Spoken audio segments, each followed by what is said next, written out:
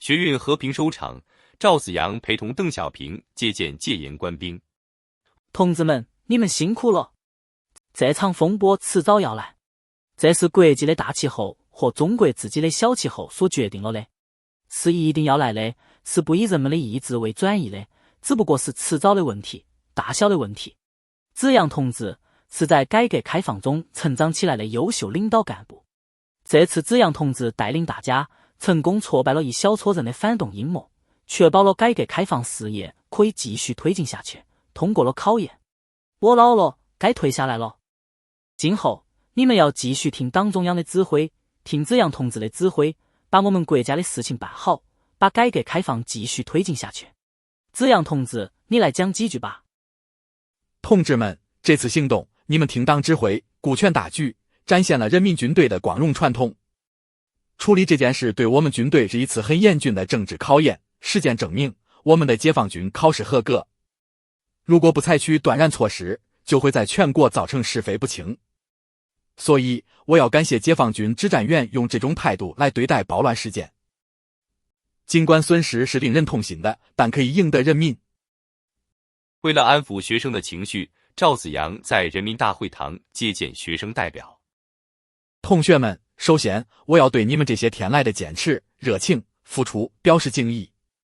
你们展现了青年一代对国家命运的关心，对公平正义的呼唤，这一点我和党中央都看在眼了。但是我也必须坦诚地指出，你们的方式和方法确实存在问题。长时间的狙击、绝食、对抗，不仅让你们自己承受了巨大的风险，也给首都秩序、国家稳定、人民生活带来了严重冲击。尤其令人痛心的是，一些别有用心的人混入其中，企图利用你们，把这场运动引向极端，破坏我们来之不易的改革成果，甚至让国家滑向动荡的深渊。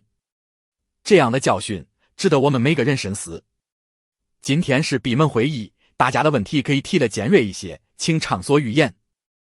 总书记，感谢您今天接见我们。我想直接问，国家到底有没有计划推动政治改革，推动民主化？还是说改革只局限在经济领域？这个问题提得很好，明确地说，我们一定会推动政治体制改革。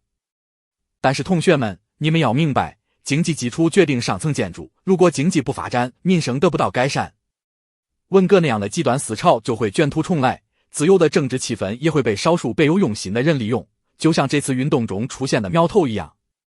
经济发展需要稳定的社会环境，在相当长的时间了，我们必须把发展经济放在第一位，这个顺序不能打乱。总书记，你们总是拿稳定当挡箭牌，稳定，稳定，永远是这套说辞。我这么说，绝对不是为了拖延，我要强调，没有政治体制改革，经济体制改革不可能进行到底，取得的成果也可能得而复失，社会上新产生的问题也不能从根本上得到解决。不进行政治体制改革，文革这样的历史悲剧还有可能重新发生。我们这个步子一定要走得稳，但绝不会止步不前。我在这里表个态，年底之前，大家一定能看到政治体制改革的具体举措。总书记，最近很多工人师傅被捕，请问他们什么时候能回家？我真心希望您所说的改革不是牺牲他们来换取的。这段时间有人混入人群，企图制造混乱并趁乱夺权。经过我们调查，那是一帮极左势力的残余，这是一场严峻的路线斗争，我们不得不紧急采取断然措施。王同学，你要明白，如果让这些人得手，第一个被镇压的就是你们这些敢讲话的知识分子。我可以向你们保证，我们会依法妥善处理，凡是没有涉及阴谋活动的人，都会让他们安全回家。总书记，同学们选择相信您，希望您不会辜负大家。小文，关于政治体制改革，你先拟一个方案给我。总书记，您有什么具体的要求吗？我想我们可以从党内民主和基层民主开始入手，但步子一定要稳。明白了，总书记。